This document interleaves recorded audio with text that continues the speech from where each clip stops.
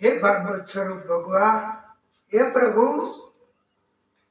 हे दादा, हे परम कृपाळु, हे परम दादा, हे परम कृपाळु। ओम श्री परम परमात्माए नमः। हे परमात्मा, हे नारायण प्रभु, हे दादा,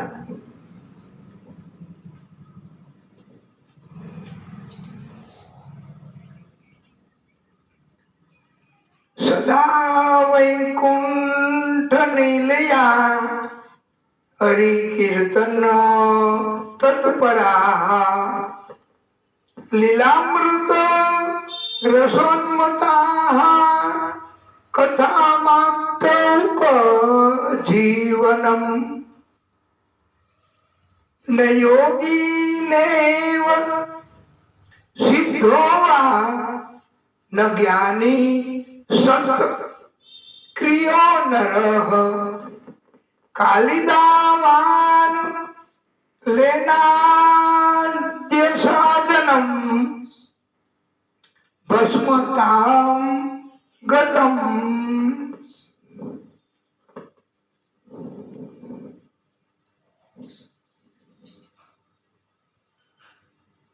वाला भक्तो, સુંદર મજાની દિવ્ય કથા એ કૃષ્ણ એના જન્મની કથા છે। એ આનંદ કરાવનારી કથા। આપણે બધાય કૃષ્ણના જન્મ એનો ઇંતજાર કરીએ છીએ 4 દિવસ કથામાં, અને આજ થોડી સંખ્યા એમાં પણ વધારો થાય છે।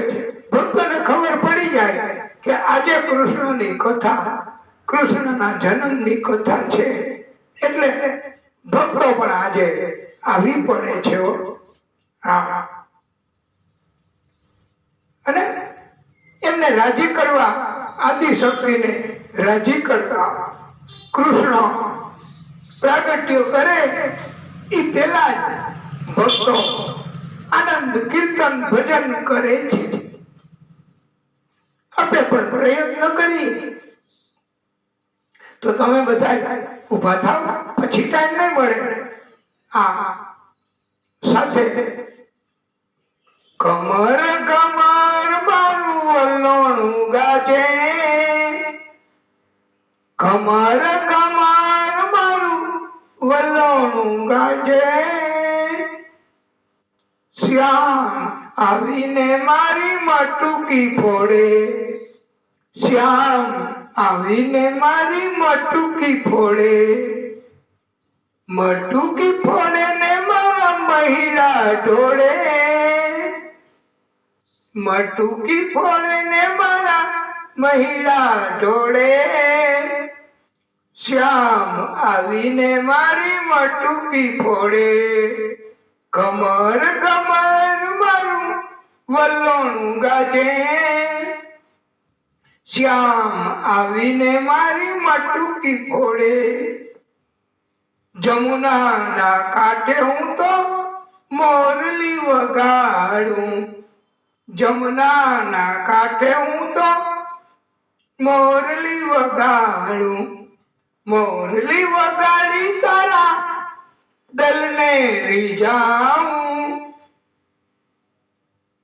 મોરલી વગાડી તારા દલને રીઝાઉં, વાગી વાગી, અરે વાગી વાગી મોરલીને ભૂલી હું તો ભાન, વાગી વાગી મોરલીને ભૂલી હું તો ભાન, શ્યામ આવીને મારી મટુકી ફોરે, 4-5 ગોવાળિયા ટોળે મળીને, 4-5 ગોવાળિયા ટોળે મળીને એકબીજાને કાંધે ચડીને મટુકીમાં મોરલી મારે મારો શ્યામ, મટુકીમાં મોરલી મારે મારો શ્યામ, શ્યામ આવીને મારી મટુકી ફોડે, શ્યામ આવીને મારી મટુકી ફોડે. મથુરાની જેલમાં કાન જન્મ્યા, એ મથુરાની જેલમાં કાન જન્મ્યા. વાસુદેવે ટોપલામાં મેલીને હાલ્યા, વાસુદેવ ટોપલામાં મેલીને હાલ્યા. એ ગોકુળિયામાં મેલવાને જાય મારો શ્યામ, શ્યામ આવીને મારી મટુકી ફોડે, શ્યામ આવીને મારી મટુકી ફોડે. દેવગઢ જામના આવી છલકાણા, દેવગઢ જામના આવી છલકાણા. વાસુદેવ એવા મનમાં મૂંઝાણા, એ જમનાજીમાં ગેડિયું પાડે મારો શ્યામ, શ્યામ આવીને મારી મટુકી ફોડે, શ્યામ આવીને મારી મટુકી ફોડે. 4-5 ગોપીઓ ટોળે મળીને એક ગોપીને એક કાન, એક ગોપીને એક કાન. એ વનરાવનમાં રાસ જોવા જાય મારો શ્યામ, શ્યામ આવીને મારી મટુકી ફોડે, શ્યામ આવીને મારી મટુકી ફોડે. નંદ બાવાને ઘેર 9 લાખ દૂધે, નંદ બાવાને ઘેર 9 લાખ દૂધે. એ ગોપીઓના ઘરમાં ચોરીયું કરે, શ્યામ આવીને મારી મટુકી ફોડે, શ્યામ આવીને મારી મટુકી ફોડે. કમર કમર મારું વલોણું ગાજે, કમર કમર મારું વલોણું ગાજે. શ્યામ આવીને મારી મટુકી ફોડે, મટુકી ફોડે ને મારા મહિડા ઢોળે, મટુકી ફોડે ને મારા મહિડા ઢોળે. શ્યામ આવીને મારી મટુકી ફોડે, શ્યામ આવીને મારી મટુકી ફોડે. આપણે દિવ્ય ભગવાનનું સ્મરણ, એની કથા તો આમાં આવી જ ગઈ વાલા ભક્તો. કૃષ્ણની લીલા, એની કથા આમાં વિગતવાર આપણે આવી ગઈ છે. કૌંસ એમની કાકાની દીકરી દેવકી એને ખૂબ પ્રેમ કરતો હતો. એના લગ્ન કરાવ્યા વાસુદેવની સાથે, અને દેવકીને મૂકવા માટે, પાદર સુધી વડાવવા માટે કૌંસ જાતે ગયો છે પોતે. એટલે એમ કહેવામાં આવ્યું છે કે આપણે કોઈ પ્રેમી, આપણા કોઈ પ્રિય, આપણા કોઈ વાલા એવા કોઈ મહેમાન હોય ને, તો ઈ જ્યારે જાય ત્યારે આપણે એને વડાવવા માટે જાવું, પાદર સુધી ન જાય, અત્યારે તો બસ સ્ટેન્ડ કે રેલવે સ્ટેશન ત્યાં સુધી ન જાય તો કઈ નહીં, પણ આપણા દરવાજા સુધી તો જાવું વડાવવા.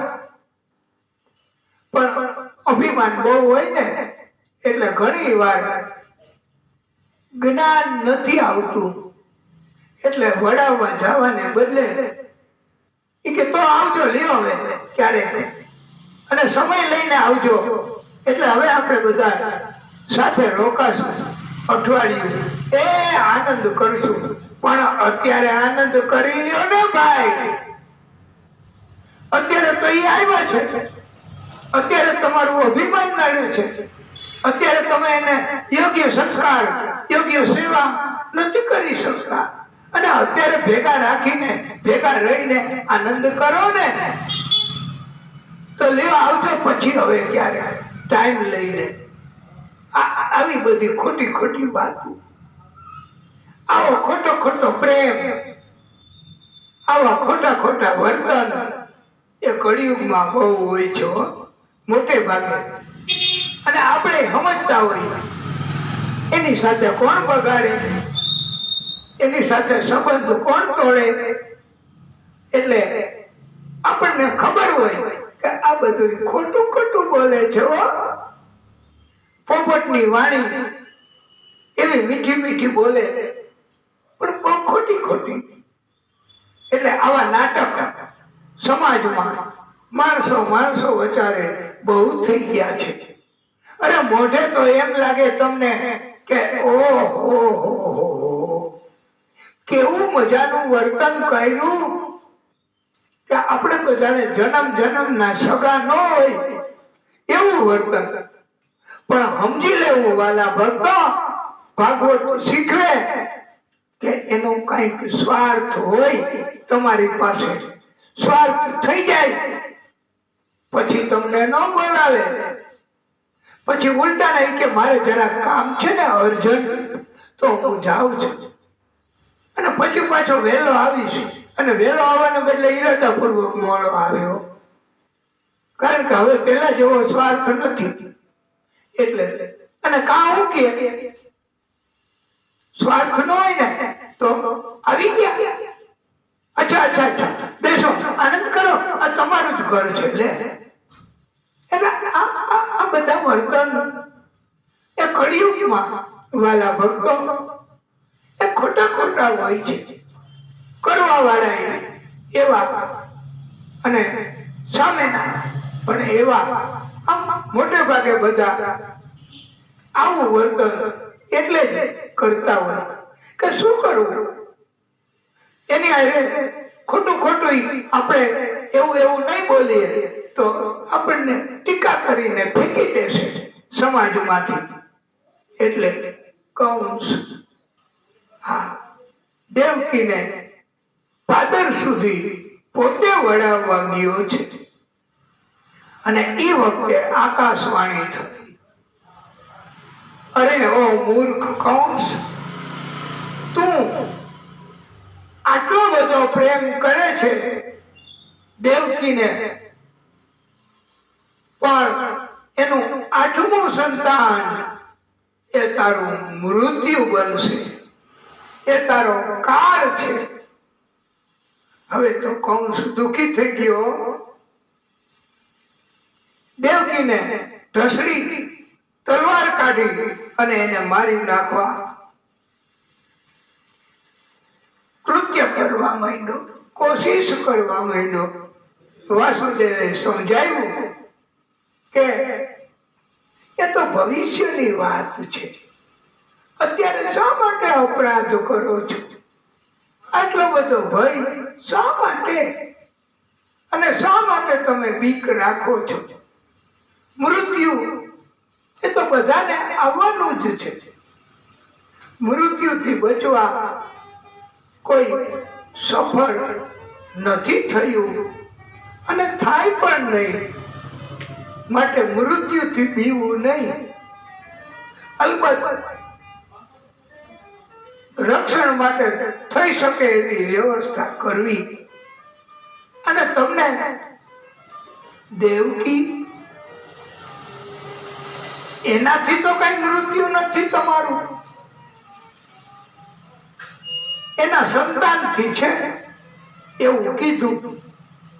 તો એના સંતાનથી મૃત્યુ, તો એના સંતાન જે કઈ થશે 8 સંતાન સુધીના, એ અમે 8 સંતાનો તમને સોંપી દેશું. ત્યાં સુધી તમે કેદમાં રાખો.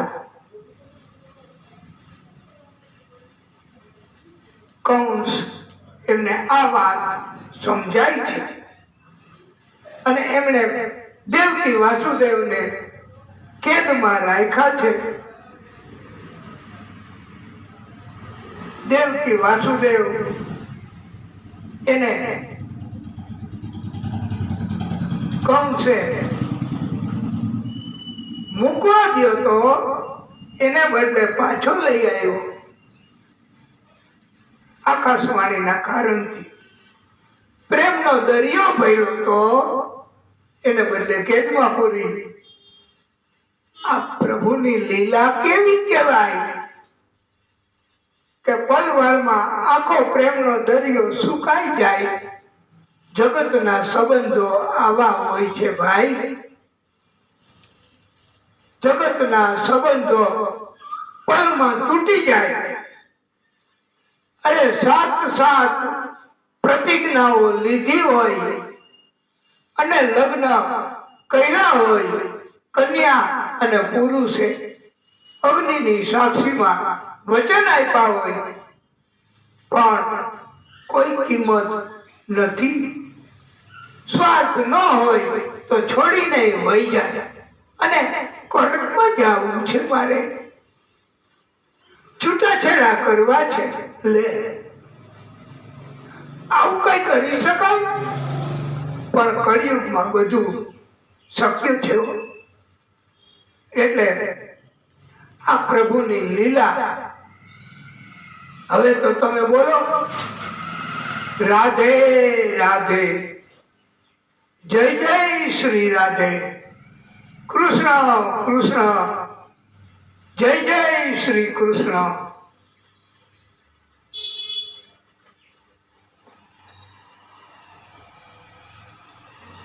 મેરો રાધા રમણ गिरधारी ओ श्याम बनवारी, मेरो राधा रमण गिरधारी ओ श्याम बनवारी. जय जय गंगे हर हर गंगे, जय माँ गंगे हर हर गंगे, जय जय गंगे हर हर गंगे, हर हर गंगे, जय जय गंगे. मेरो राधा रमण गिरधारी ओ श्याम बनवारी. પેલું સંતાન કીર્તિમંત, એનું નામ પાડ્યું. આમ 6 સંતાનો એમના નામ પણ ભાગવતકારોએ લખ્યા છે. સુસેન, ભદ્રસેન, રજુ, સંવર્ધન, ભદ્ર અને 8મા કૃષ્ણ. પણ પેલું સંતાન હતું, બધાએ વિનંતી કરી કે પહેલા સંતાનથી તો તમને બીક નથી, ભય નથી, અને પેલું સંતાન અમને આપી દો. અમને માયા લાગી છે, પ્રેમ ઉત્પન્ન થયો છે. અને ત્યારે પેલું સંતાન એ કંસે પણ એને પાછું આપી દીધું. અને હવે તેઓ બધી શક્તિ, આદિશક્તિ એને થયું કે કંસ આ રાક્ષસ, આ દુષ્ટ અને આવા પરાક્રમના કામ કરે, બીજાને આનંદ આપે, તો એનો વધ કેમ થાય? આપનો ઘડો કેમ ભરાશે? અને આવા કામ કર્યા, બધા મૂંઝવણમાં પડી ગયા કે હવે કરવું શું. ત્યારે એવા સમયે નારાયણ નારાયણ નારાયણ નારદજી પધાર્યા છે હો. અને નારદજીએ કહ્યું, પ્રભુ આપ રજા આપો તો હું જાઉં કંસના દરબારમાં. બધા કહે, દેવર્ષિ તમે જાઓ અને તમે એની મતિ એમાં ફેરવજો અને તમે ફેરવી શકો છો. તમારા સિવાય કોઈનું કામ નથી. એ તો દરબારમાં પહોંચ્યો છે. કંસ એ આનંદ કરે છે, ઉત્સવ મનાવે છે. નારદજી પધાર્યા અને પૂછ્યું કે દેવર્ષિ આપ? દેવર્ષિએ કહ્યું, નારાયણ નારાયણ, પણ આ બધા શું કરો છો? એ કે ઉત્સવ મનાવે છે. નારદજી કહે, એ બધા તો ઉત્સવ મનાવે, પણ મહારાજ તમે ઉત્સવ મનાવો? એ કે મારે ન મનાવાય? ઉત્સવ મનાવવાની મને કોઈ પરમિશન રજા નથી. એ કે પણ આ ઉત્સવ અને આ સંતાન પહેલું સંતાન છે, આઠમું નથી. એનું કોઈ પ્રમાણ આપની પાસે છે? ત્યારે કહ્યું કે દેવર્ષિ એનું કઈ પ્રમાણ થોડું હોય. આકાશવાણી થઈ ગઈ, આઠમું સંતાન. નારદજીએ કહ્યું, વત્સ ઉપરથી ગણતરી કરવી કે નીચેથી શરૂ? જો નીચેથી ગણતરી કરો તો આ પહેલું કહેવાય અને પછી આઠમું આવશે, અને ઉપરથી ગણતરી કરો તો આ આઠમું સંતાન કહેવાશે. અને જો સંતાનની ગણતરી એ ક્યાંથી શરૂ કરવી એવું આકાશવાણીમાં કીધું નથી. એટલે દેવો કપટી હોય, દેવોની વાત એ માનવી નહીં. એટલે કપટ દેવો કરી શકે છે. એટલે કંસ એને શંકા ઊભી થઈ. તો હવે શું કરવું? નારદજી સમજી ગયા. 8 પાંખડી વાળું કમળ એ મંગાવ્યું છે અને એમ કહ્યું છે કે આ 8 પાંખડી ગણી લ્યો. અહીંથી ગણતરી કરશો તો 1 2 3 4 5 6 7 અને 8, આ 8મી કહેવાશે. ગણતરી શરૂ કરી એની આ બાજુની છેલ્લી 8મી કહેવાય.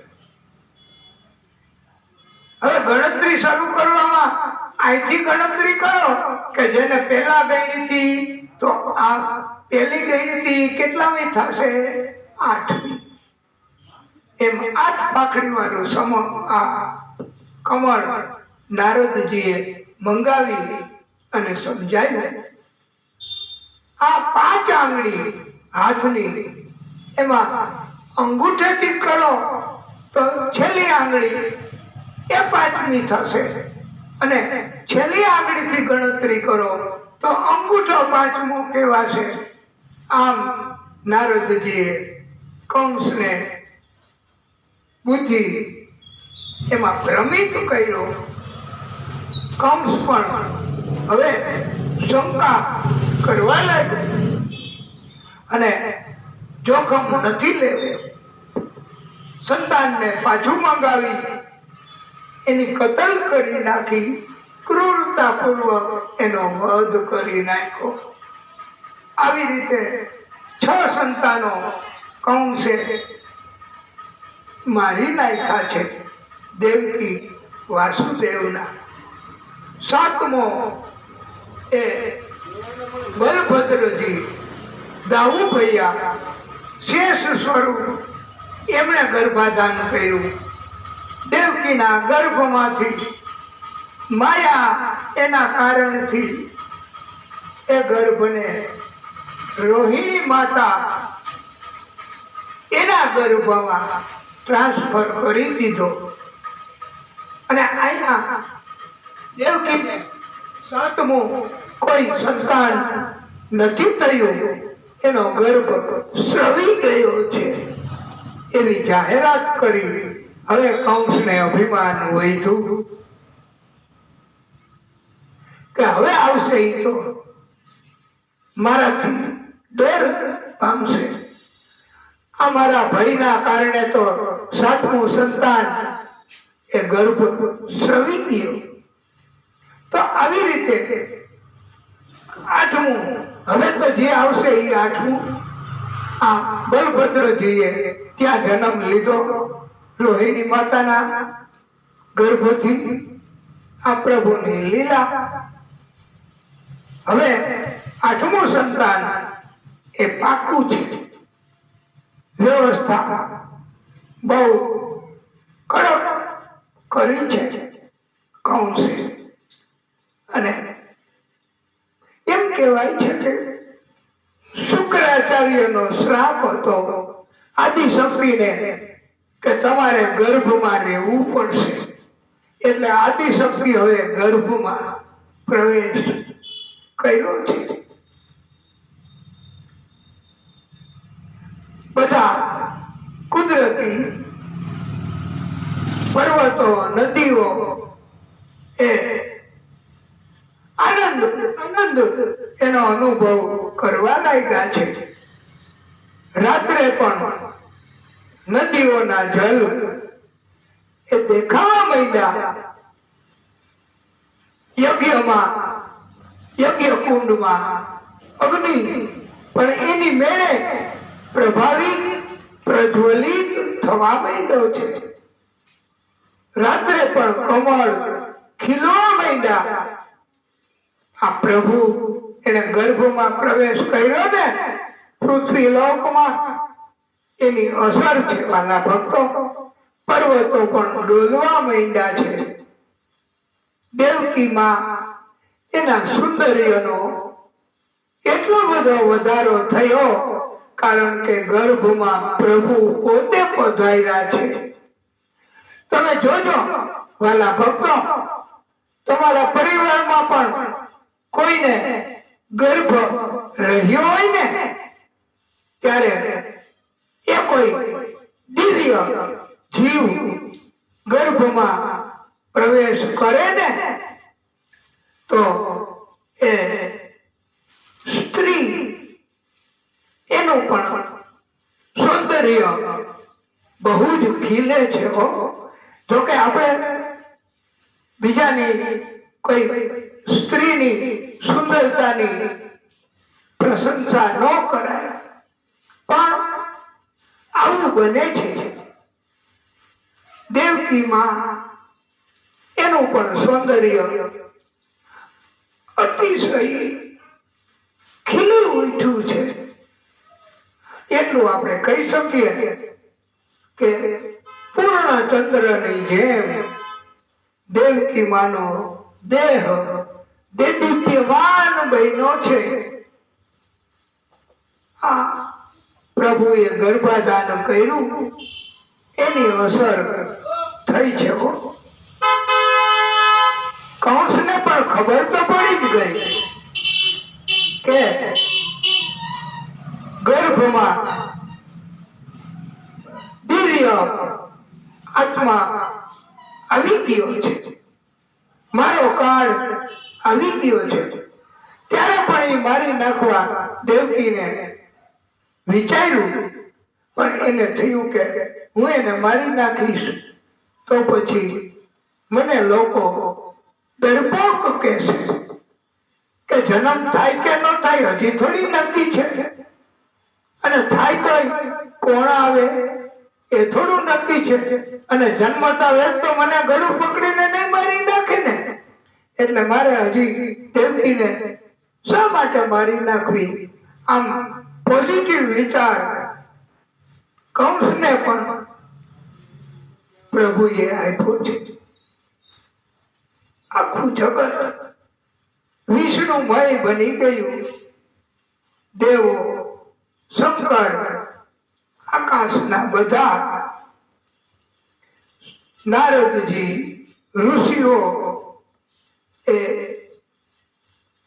પ્રાર્થના કરવા અંતરિક્ષમાં પ્રગટ થયા છે. દિવ્ય પ્રાર્થના કરી છે આદિશક્તિનીઓ. સત્યવ્રત સત્ય પરમ ત્રિસત્યમ સત્યસ્ય યોનિમ નિહિતમ ચ સત્ય સત્યસ્ય સત્યમૃત સત્યનેત્ર સત્યાત્મિક ત્વામ શરણમ પ્રપદ્યે. એનો અર્થ એવો છે કે સત્ય એ જ પ્રભુ છે અને પ્રભુનું સ્વરૂપ એ સત્ય જ છે. એને પામવાના રસ્તા પણ સત્ય જ છે અને સત્ય એનું પાલન કરે એને જ પ્રભુ પ્રાપ્ત થાય છે. પ્રભુને પામવા માટેનો રસ્તો એ માત્ર ને માત્ર એક જ, આ સત્ય. અને એટલે તો નથી કીધું કે ભક્તિ કરવી અઘરું છે હો વાલા ભક્તો. ભક્તિ કાંટા કેરી વાટ, સંતો ભાઈ ભક્તિ કાંટા કેરી વાટ. અને પ્રભુ પોતે દર્શન આપ્યા છે ચતુર્ભુજ રૂપે. દેવકી વાસુદેવને પ્રભુએ આનંદ આપ્યો છે. વાસુદેવને કહ્યું છે કે તમે મને ટોપલામાં કે કોઈ રીતે ગોકુળમાં મૂકી આવજો યશોદાની પાસે. ત્યાં બાળકી છે એને લઈ આવજો. પ્રભુએ બાળ સ્વરૂપ એ ધારણ કર્યું અને પ્રભુની લીલા કે એક પાત્ર પણ માયા એમને મદદ કરી. ટોપલા જેવું બાળ સ્વરૂપ પ્રભુને ટોપલામાં મૂકી અને વાસુદેવજી હવે એ આગળ આગળ જાય છે. એ દ્રશ્ય આપણે અહીંયા બતાવ્યું છે ઉપર.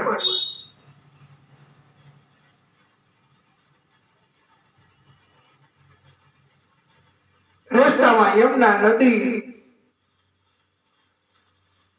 વીજળી, પવન, અંધારી રાત, તોફાન.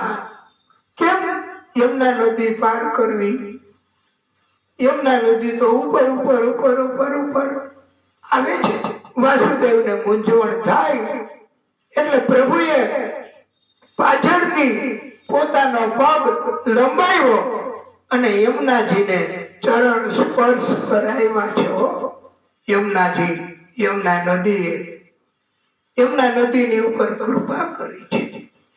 બધી નદીઓને એનાથી ગર્વ એનો અનુભવ થયો છે કે આપણી ઉપર કૃપા કરી અને ચરણ સ્પર્શ યમુનાજીને કરાવ્યા છે.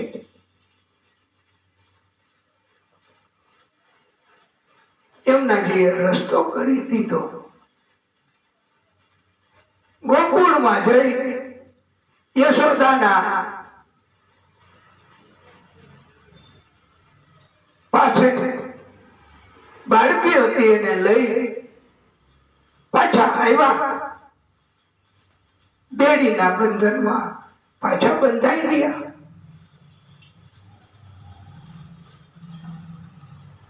કંસ એમને હવે થયું કે સંતાન આઠમું એ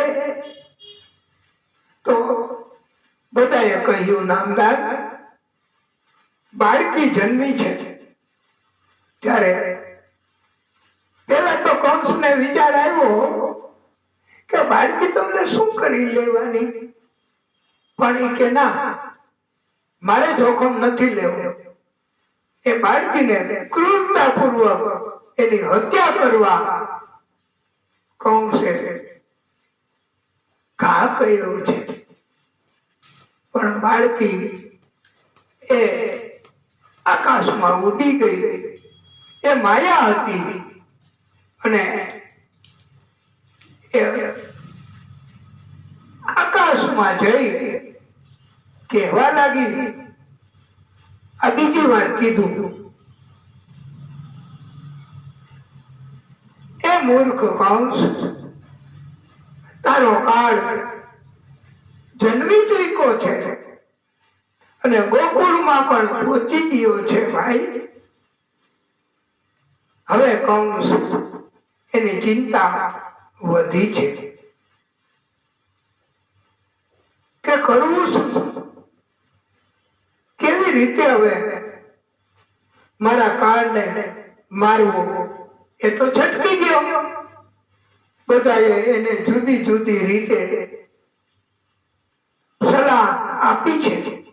કંસ બધાને મળે છે, તત્કાલિક સભા ભરે, કોઈને નીંદ પણ નથી આવતી હો. હવે એ બધા એની સ્થિતિમાં આપણે મૂકી દેવા અને નંદ બાવાને ત્યાં પોતાની બેન સુનંદા દેવી એને બોલાવ્યા હતા કે સંતાન થાય તમે હાજર રહેજો અને વધામણી આપજો. એટલે બેન વધામણી આપે. સુનંદા દેવીએ જોયું કે સંતાન પુત્રનો જન્મ થયો છે. ત્યારે દોડતા દોડતા વધામણી આપવા ગયા છે. નંદ બાવાએ 9 લખો હાર, અતિ મૂલ્યવાન હાર આપી દીધો અને આખા ગોકુળમાં બધાને જાણ કરી છે. બધા ગોકુળમાં નંદાલયમાં આવ્યા છે.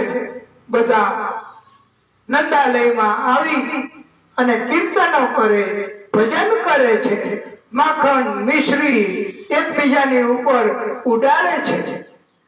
અને આપણે બધા પણ આ આપણી કથામાં તમે પણ ઉભા થઈ જાઓ અને આનંદથી ઉત્સવ હાલો આપણે બધા મનાવીએ. રામજી અને હનુમાનજી એ પણ રાજી થશે. તો આનંદ ઉમંગ ભયો, જય હો નંદલાલ કી. नंद के आनंद भयो, जय हो नंदलाल की.